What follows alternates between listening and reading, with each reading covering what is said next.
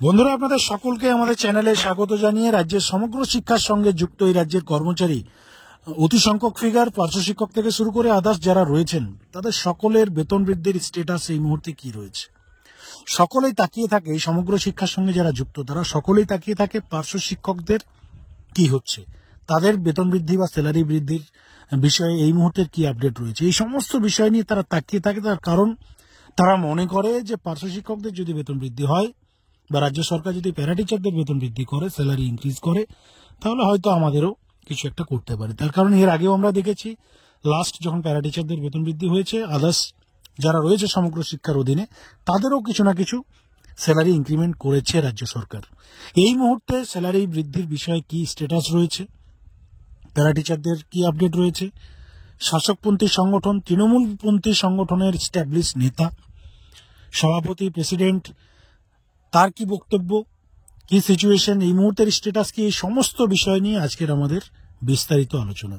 যাদের সময় আছে তারা অবশ্যই আজকের এই প্রতিবেদন, আজকের এই ভিডিও, আজকের এই ইনফরমেশন শেষ পর্যন্ত শুনবেন। বন্ধুরা, আপনারা সকলেই জানেন, কিছুদিন আগে পার্শ্ব শিক্ষকদের কলকাতার রাজপথে একটা কর্মসূচি নেওয়া হয়েছিল।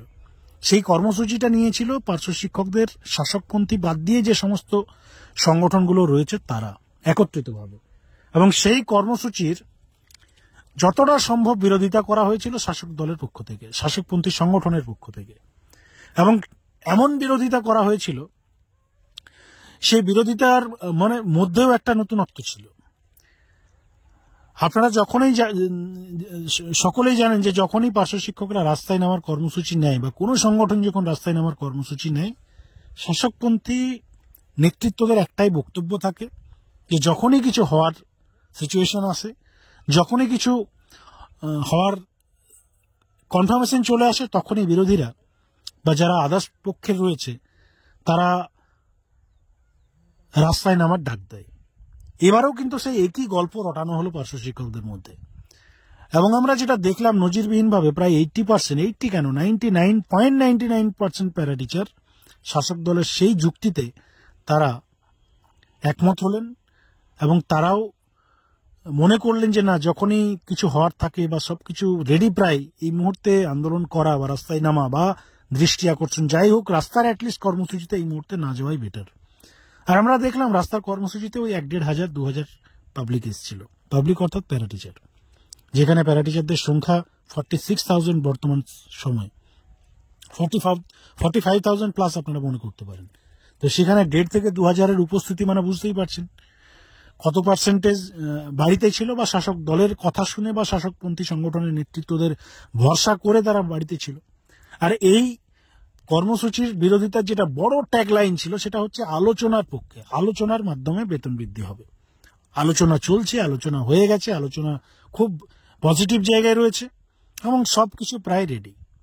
আমরা দেখলাম নজিরবিহীনভাবে পার্শ্ব শিক্ষকদের আন্দোলনের সবচেয়ে বড় নেতা, যিনি একসময় অনেক বড় আন্দোলন করেছিলেন, ভগীরথ ঘোষ মহাশয়, তিনিও আলোচনার পক্ষে সামিল হলেন। এবং তার মুখ থেকে আমরা বারংবার বিভিন্ন স্টেটমেন্টে শুনলাম যে সবকিছু প্রায় মোটামুটি পজিটিভ ইঙ্গিত বা একটা চান্সেস রয়েছে, আলোচনা পক্ষে এই মুহূর্তে দাবি আদায় সম্ভব। এই স্টেটমেন্ট, এই উক্তি ভগীরথ ঘোষের আপনারা শুনেছেন একাধিক তার ইন্টারভিউতে।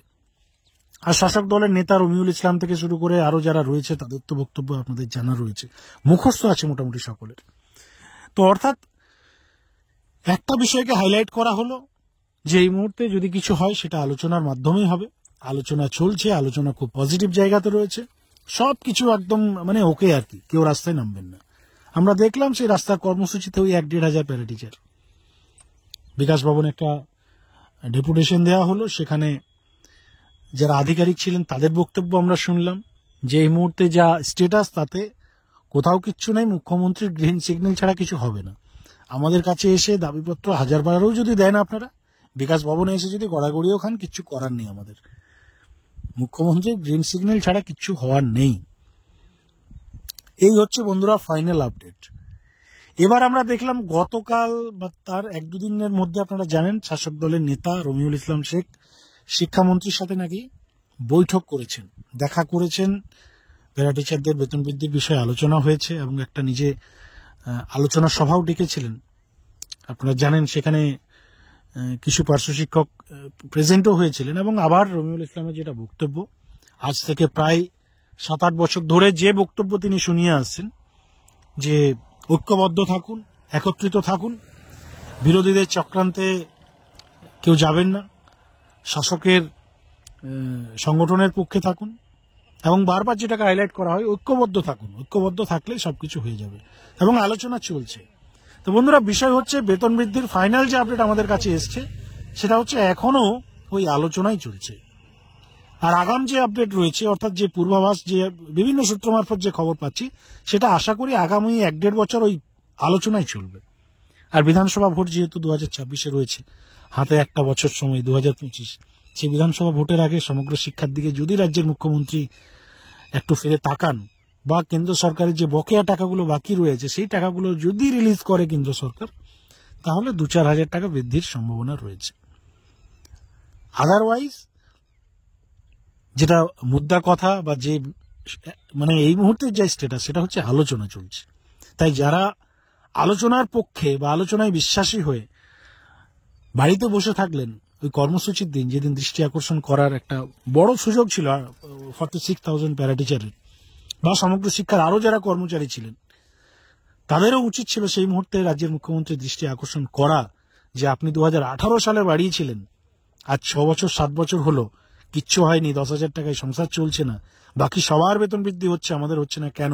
এই প্রশ্ন তোলার যেদিন সময় ছিল, সেই প্রশ্ন তোলার দিন, সেই দৃষ্টি আকর্ষণের দিন যারা আলোচনায় বিশ্বাসী হয়ে বাড়িতে বসে থাকলেন, তাদের সকলের জন্য আজকের যেটা আপডেট, বন্ধুরা, আলোচনাই চলছে, আলোচনা চলছে, খুব ভালো জায়গায় আলোচনা হচ্ছে, এবং এই আলোচনাটা এখন চলবে। আর কি কতদিন চলবে তার কোনো গ্যারেন্টি নেই, সিউরিটিও নেই, কোনো খবরও নেই, তবে যা আপডেট তাতে আলোচনা চলছে।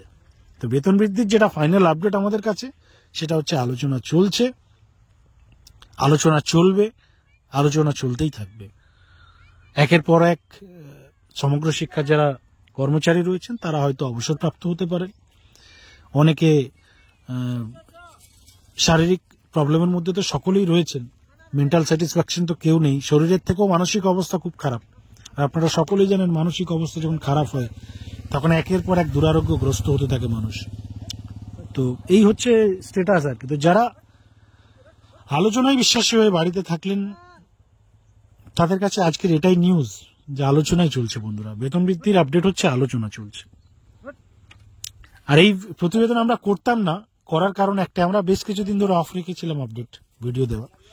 আমাদের অনেক শিক্ষক শিক্ষিকা বা সমগ্র শিক্ষার কর্মচারী আমাদের বিভিন্ন গ্রুপে মেসেজ করছিলেন, লাস্ট 4-5 দিন থেকে মেসেজ আসছিল, কমেন্ট বক্সেও মেসেজ আসছিল, যে কোনো আপডেট নেই কেন, ভিডিও বানান, কিছু একটা খবর দিন, কি হচ্ছে এই মুহূর্তে। তো যার ফলস্বরূপ আজকের এই খবর আমরা নিয়ে এলাম, এবং একটাই প্রশ্ন ছিল যে বেতন বৃদ্ধির কি খবর। তো বেতন বৃদ্ধির খবর একটাই, ফাইনাল ভার্ডিক্ট, আলোচনা চলছে।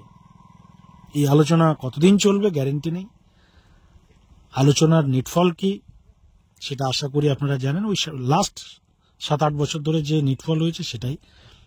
আর আশা করতে পারেন সামনে ভোট, বিধানসভা, কুইকলি নয়, এখন 1-1.5 বছর বাকি রয়েছে, সেই 1-1.5 বছরের মধ্যে যদি কেন্দ্র সরকারের ফান্ড রিলিজ করে যেটা বকেয়া রয়েছে, তাহলে রাজ্যের মুখ্যমন্ত্রী কিছু একটা ভাবতে পারে।